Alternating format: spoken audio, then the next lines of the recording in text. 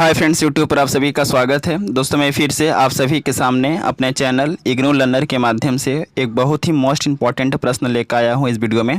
और ख़ासकर मैं इस वीडियो में कुछ ऐसे पारिभाषिक शब्दों का अर्थ बताऊंगा जो कि एग्ज़ाम के लिए काफ़ी ज़्यादा इंपॉर्टेंट है। और ऐसा इसलिए क्योंकि अब तक जितने भी प्रीवियस ईयर में इस सब्जेक्ट की परीक्षाएँ हुई हैं उन सभी परीक्षाओं में जो है यह प्रश्न आ चुका है और इस बार भी एग्ज़ाम में इस प्रश्न के आने की संभावनाएँ काफ़ी ज़्यादा है।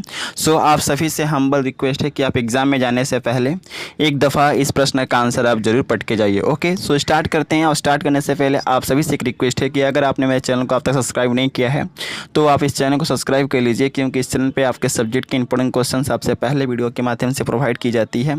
और साथ ही साथ जो क्वेश्चन आंसर का जो PDF होता है आपको बिफोर एग्जाम टेलीग्राम चैनल पर मिलता है।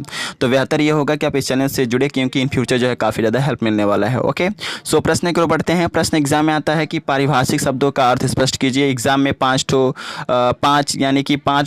शब्दों के पारिभाषिक शब्दों का अर्थ बताना है और एक के लिए आपको 3 नंबर दिया जाता है। ओके, यानी कि पूरे 15 नंबर आपको मिलेंगे अगर 5 का आप पारिभाषिक शब्दों का अर्थ बताते हैं तो सबसे पहला उपबंध पिछले बार एग्जाम में आया था। तो इसका शाब्दिक अर्थ के अंतर्गत आपको ये लिखना है कि किसी विधि, अधिनियम आदि के खंड, उपखंड जिनमें किसी बात की संभावना आदि को ध्यान में रखते हुए पहले से कोई प्रबंध या गुंजाइश रख दी जाए। इस तरह की रखी गई गुंजाइश रखने की क्रिया को उपबंध कहते हैं। समझ गए?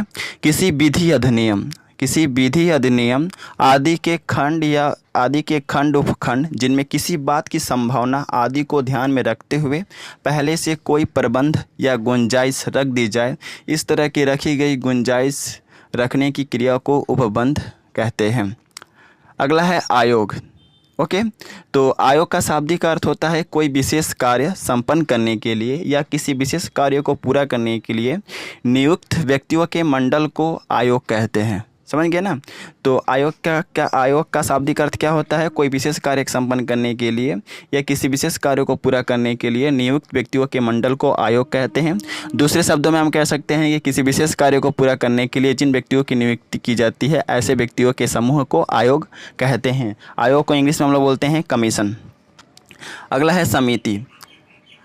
इसके अंतर्गत आपको यह लिखना है कि किसी विशेष कार्य को करने के लिए गठित थोड़े से व्यक्तियों की सभा को समिति के नाम से जाना जाता है। ओके, इसके बाद है मानक। मानक क्या है? परखने या मापने का सुनिर्धारित स्तर या क्रम को मानक कहते हैं। मानक क्या होता है? परखने या मापने का सुनिर्धारित स्तर या क्रम को मानक कहते हैं। अगला है अधिसूचना। अधिसूचना किसे कहते हैं? सरकार द्वारा प्रकाशित या सरकारी गजट में छपी सूचना को अधिसूचना कहते हैं। अधिसूचना किसे कहते हैं? सरकार द्वारा प्रकाशित या सरकारी गजट में छपी सूचना को अधिसूचना के नाम से जानते हैं। अगला है विधेयक। विधेयक क्या होता है? किसी विधान, अधिनियम आदि का वह प्रारूप जो पारित होने के लिए लोकसभा, विधानसभा आदि में रखा जाए, इसे विधेयक कहते हैं और विधेयक को इंग्लिश में बोलते हैं बिल। ओके, तो आई थिंक आप लोगों को समझ में आ गया होगा। सो अगर इसका आपको PDF चाहिए तो आप टेलीग्राम चैनल से जुड़े। जैसे ही टेलीग्राम चैनल पर आएंगे इसका PDF आप सभी को मिल जाएगा। Okay, so best of luck for all of you for exam and thanks for watching my video. अगर आपको समझने में कोई दिक्कत हो तो आप इसको रट लीजिए, क्योंकि एग्जाम में ये प्रश्न आएगा ही आएगा। सो मिलते हैं नेक्स्ट वीडियो में इसी तरह के इंपॉर्टेंट क्वेश्चन के साथ। So best of luck for your exam.